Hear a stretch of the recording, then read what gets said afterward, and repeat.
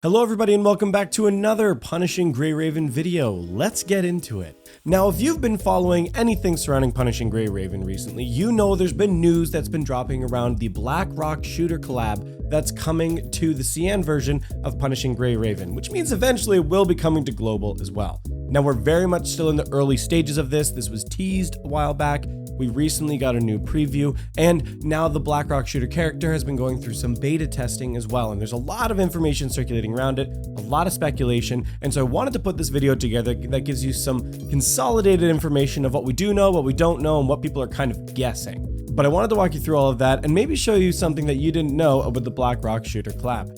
Now, before we get any deeper than that, make sure to drop a like and subscribe on the video, guys. I would greatly appreciate that. Okay, let's go take a look at this. So if you're like me, you had no idea what Black Rock Shooter was when the collaboration got announced. And so what that did is that sent me down a rabbit hole of research to find out what the heck this actually is, what it's connected to, where it came from, and what's going on. So I'm going to give you a brief little history really quick. So funny enough, Black Rock Shooter originally started as an art piece that was posted online on some forums, which then inspired a song.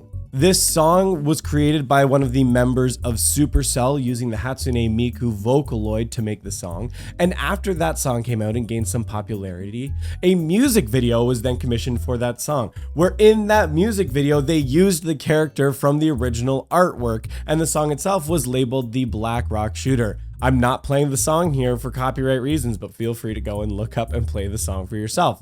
This song eventually became the same song they used for the opener of the anime, which also then spurred on various other media as well, of different games, a manga.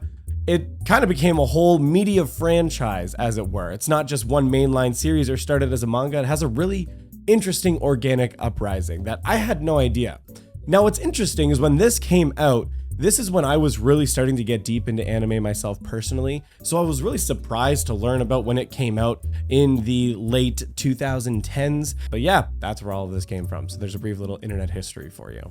Black Rock Shooter has since collaborated on other games and media as well, so it's not brand new or the first time that it's ever been brought to another game in and of itself. But this is only the second collaboration that we've seen in Punishing Gray Raven, the first being the Nier Automata collaboration that came out earlier this year.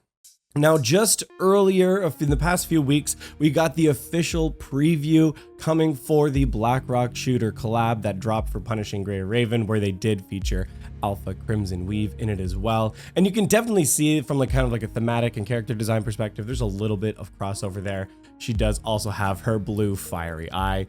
You know, it was a really interesting preview. But there was some things that were also hinted at in the preview that I haven't heard a lot of people talk about, which we'll come back to in just a moment. And it's found in this image here.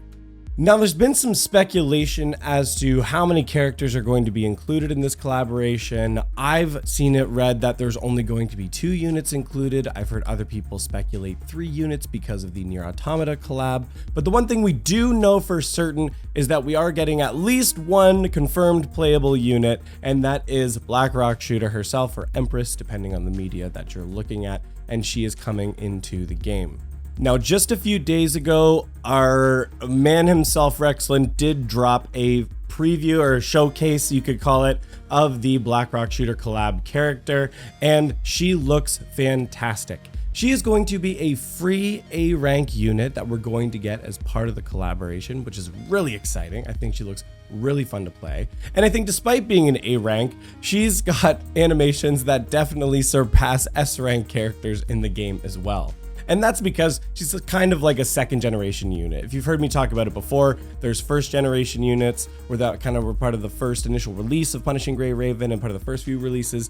And then we kind of transition into the second generation of units around the time of Live Imperia, where all of those units kind of moving forward, A ranks or S ranks or otherwise, are just fantastic and are a massive quality step up in terms of skill set, animations, and everything along with it. And she definitely falls into that category. Like, it looks absolutely fantastic. Now, if you're a longtime fan of Black Rock Shooter, you'll be able to pick out certain things in the game because they were extremely faithful to the original adaptation. And that includes medias of some of her figurines, from screenshots from the anime, as well as some other items from the games as well. If you want a little more of an in-depth side-by-side, Tommy Vasius did drop a video giving a side-by-side comparison of shots from the anime to shots that we see in the game as well. But the general consensus around the internet is that they were extremely faithful in terms of the character adaptation and her animations. And I think rightfully so. It's sweet, and the animations from the anime are unreal. Now, unfortunately, I wasn't able to find an official or unofficial translation of the skill set for the beta version of the character, so we can't cover that today. But I do believe the character's element is 100% fire, if I'm translating that kanji correctly. I was doing some self-translation, and this was the closest thing that I could find to translating that. It looks very much like the kanji symbol for fire. Hopefully, as we get closer to the official release, we'll get an officially translated skill set and we can take a look at that a little more in depth. I'm really excited to understand all of her abilities myself. So that's pretty much the limit of the official items that we have for the collab so far. Like I said, I would definitely suggest you check out Rexlin's full showcase and as well those other fun details from that Tommy Vasius video. But there's some other speculation we can look at too. So as I mentioned before, there's discussion that there either might be 2 or 3 playable characters that are coming to the game. Again, I haven't been able to personally confirm if it is 2 or 3 and if that's just speculation from the near collab, but I think from what we have so far, I think it's likely that there's 2, and here's why.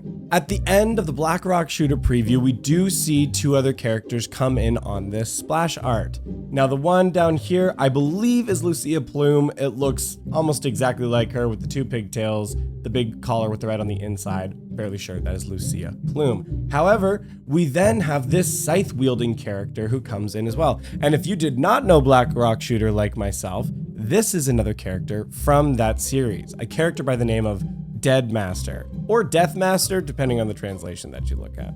Now, we have yet to see anything from Death Master within the actual game engine for Punishing Gray Raven, but we have seen Dead Master before in the anime. Now, this is what Dead Master looks like in the Black Rock Shooter anime, where you can see she has this green demon, Grim Reaper kind of aesthetic going on with a chained scythe. I think she looks like a pretty interesting character and probably a character that's going to really fit within Punishing Gray Raven with the other existing scythe-wielding characters as well. If Dead Master is eventually confirmed to be the other collaboration unit and is going to be brought into Punishing Gray Raven, I don't think it's unreasonable to think that the character will be adapted just similar to this, seeing as how faithfully adapted the Black Rock Shooter collab character was adapted.